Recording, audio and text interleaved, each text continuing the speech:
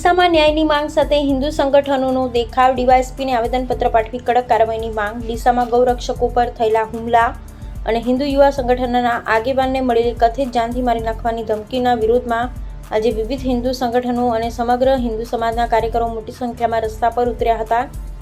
કાર્યકરોએ ડીસા ડીવાયએસપી કચેરીએ પહોંચી આવેદનપત્ર પાઠવી આરોપીઓ સામે કડક કાનૂની કાર્યવાહી કરવાની માંગ કરી. મળતી માહિતી મુજબ ડીસા શહેર તેમજ બનાસકાંઠાના વિવિધ વિસ્તારમાંથી હિન્દુ સંગઠનના હોદ્દેદારો, કાર્યકરો અને આગેવાનો ડીસાના બગીચા સર્કલ ખાતે એકત્રિત થયા હતા. ગૌરક્ષક ગૌસ્વામી ગણેશ અને પ્રકાશસિંહ દરબાર પર થયેલા હુમલા તેમજ હિન્દુ યુવા સંગઠનના પ્રમુખ મનોજભાઈ ઠાકોરને મળેલી કથિત ધમકીના વિરોધમાં કાર્યકરોએ સૂત્રોચ્ચાર કરી ન્યાયની માંગ ઉઠાવી હતી.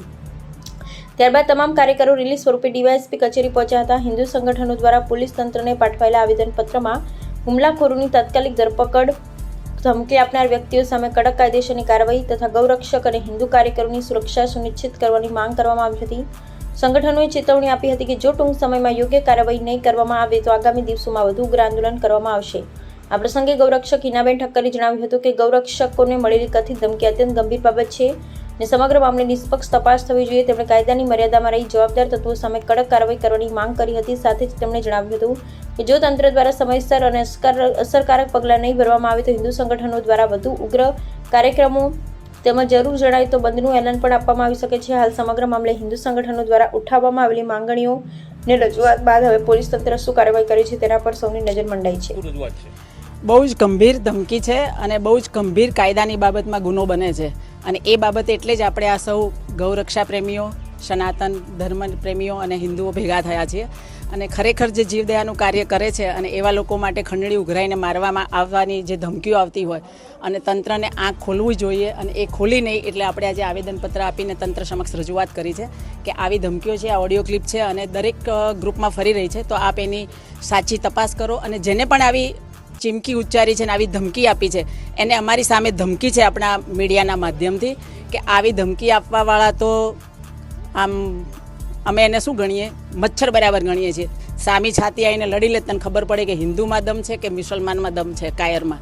અને અમે કાયર પણ નથી અને હિન્દુ ધર્મમાં સનાતન ધર્મ કાયમ ટકી રહે, ગૌરક્ષા થાય અને ગૌવધ બંધ થાય અને ગૌરક્ષા કરવાવાળા લોકો ખુલ્લે આમ ગાયોને બચાવી છે અને બચાવશે અને એના માટે જેને પણ સામે આવીને લડી લેવું લડી લે અને અમે ખુલ્લી છાતીએ ખુલ્લી તલવારે બેઠા જ છીએ. પણ છતાં બી કાયદાની મર્યાદામાં રહીને કાયદાનું ધ્યાન દોર્યું છે. જો કાયદો વ્યવસ્થા જાળવે એવા પ્રયત્ન કરશે અને કાયદાનું સુશાસન સ્થાપિત કરશે તો અમને કોઈ વાંધો નથી.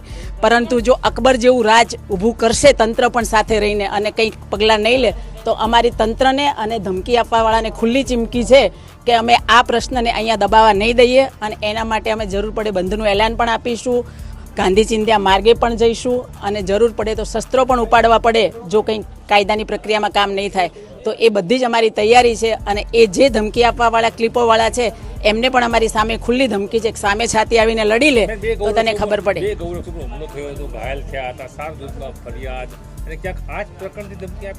હા, આજ બન્યું છે તો આજ પ્રશ્ન અને ખરેખર જે લોકો જીવદયા સાથે સંકળાયેલા છે એની ઉપર ઘણીવાર આવા હુમલાઓ થાય છે, મેં જોયા પણ છે અને હું આ પ્રશ્નો સાથે સતત 30 વર્ષથી સંકળાયેલી છું. એટલે કેવા પ્રશ્નો આવે છે મને ખબર જ છે અને એના કારણે આજે હુમલો થયો છે જીવરક્ષા કરવા જતાં અને એવા લોકોની સામે તંત્રએ જો સક્રિય અને સકારાત્મક કાર્યવાહી કરી હોત તો આટલી હિંમત આ લોકોની ના હોત કે આપણને આવી ખુલ્લે આમ ધમકીઓ મોકલી શકે એમ.